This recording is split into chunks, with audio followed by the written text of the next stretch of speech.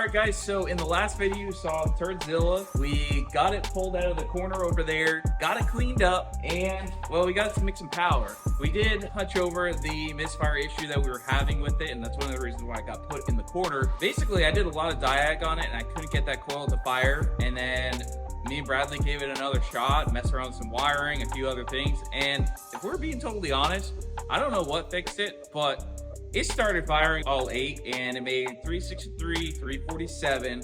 Previously on 7 cylinders, it was only making 260 to 280 and the graph looked really jumpy. It was just really not good. So we're really happy to see that, and I think it's time to move forward on the Turdzilla build. Bradley helped out with that video. I was a little bit behind the scenes holding the camera and I was tuning on the car on the dyno, but I kind of let Bradley take the lead, and you guys seem to really like Bradley, so kind of worked out really well. What we're gonna do right now is we're gonna put this up in the air and we're gonna see what this thing needs and what we need to order and fix, because when it was on the dyno and on the street, if you let off the gas, the whole thing shimmies like this and it's really sketchy, and it wasn't like that when I owned this a long time ago. It's also freezing here in Florida. It's like 40 degrees, it's cold, it's humid, it's gross.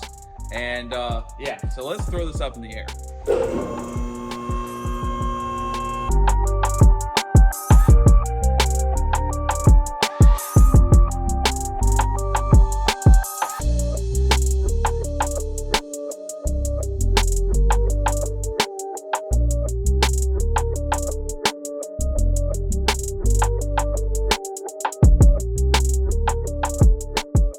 Got the car up in the air, and this is the most overwhelming part of this car. Years ago, we put in all brand new UPR suspension back in 2017. Well, it's now 2025, and this car went through a different owner, and it sat for a while, and it's been all over the place, and this stuff looks pretty rough. The UPR billet diff cover looks pretty rough.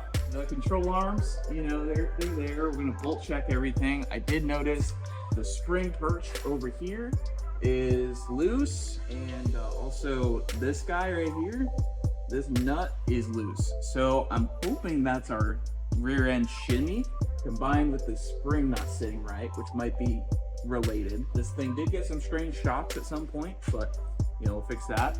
There are some exhaust tips that don't look the best, but I do have a set to throw on, so that'll be on the list if you get done here soon. We keep walking down the car. The exhaust looks good. Did notice a nice shiny part on the drive shaft, and that's rubbing some fuel lines, so that's fun. We've got to fix that. It's very grimy, gross. There's leaks all over the place. There's a lot of stuff kind of going on, so that's a lot of fun. But you keep walking it down. You can also see we had a UPR tubular K member. We put this in brand new in 2017 or 2016, and it looks really, really rough. Everything over here, this one, it looks like that one has a bushing. There's one of these that's missing a bushing right there, so we got to get that. But like, these arms look in really terrible shape. We're also missing the 4-corner K-member bolts back here. When we pull the engine out for the thing we're talking about later in this video, we're gonna have to fix a lot of this stuff, and I don't know if it's time to replace the K-member or what. I really don't want to buy another one right now, but the K-member doesn't look worse. The A-arms look pretty bad. And then we also noticed that there's some play on the control arm here. You'll have to trust me on that one. There's a lot of oil leaks, power steering leak. Well, there isn't much oil leaks. I think it's a power steering leak that's causing most of the mess up here. Good news is we did get AC working. It's ice cold, not that it helped right now anyways. The heat also works as well. And we put this heat exchanger on here in preparation for the supercharger, but it's not getting a supercharger anymore. All right, so obviously we got a lot of things to fix in the car, but why not turbocharge it? So in front of me, we have a brand new On3 single turbo kit for a 2-valve. Obviously, we got a lot of things we got to fix on this car, mechanically, suspension, cosmetically, but why not just go ahead and turbocharge it? Because we had problems. So I know what you're thinking. We decided that it was better to put a 2-valve back in this car rather than have a 3-valve. What the hell no! Just kidding. The idea here is that we're going to use basically the same way we use 2-valve long tubes with the adapter flanges. We're going to use that with these 2-valve manifolds, and in theory everything should still fit. The engine resembles pretty much a 2-valve, very similar. There might be some slight differences. Hopefully it's not crazy. If we got to weld or cut and move some pipes around, we will.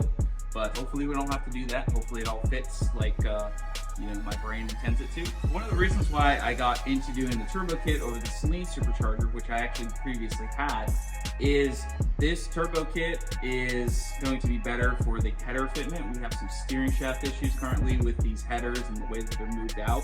These are forward-facing headers, so I think we're not going to have any steering shaft issues anymore. And overall, I kind of just was tired of trying to find parts for the Celine supercharger. I sold that and basically bought a brand new turbo kit. This is just their base kit. We're going to show you what you can do with just a really simple, relatively cheap turbo kit. I think the only thing upgraded is the turbo slightly. Look at this thing. It's tiny. Like, this is cute. And I don't mind having a small turbo. It's going to spool really fast. We're trying to make around 500, 550 wheel horsepower on the stock motor 3-valve. You know, the goal is just to have a really fun car. It doesn't have to make a ton of power. I think 550 is probably a little ambitious on the stock fundamental of the 3-valve. You guys comment down below what you've exploited yours at. The basic game plan is to install this, obviously, but we're going to drop the engine trans out.